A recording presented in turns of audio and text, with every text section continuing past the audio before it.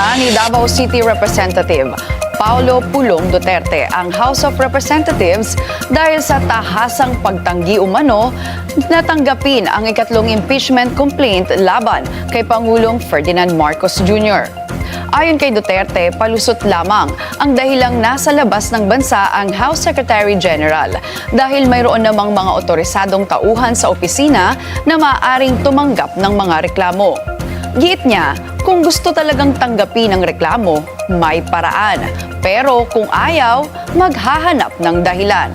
Ani Duterte, malinaw na iniiwasan umano ng Kamara ang pagtanggap sa reklamo dahil ito ay solid, may ebidensya at delikado para sa mga pinoprotektahan nila. Babala pa niya paglalapastangan sa konstitusyon at sa karapatan ng mga mamamayan ang ginagawa ng House leadership.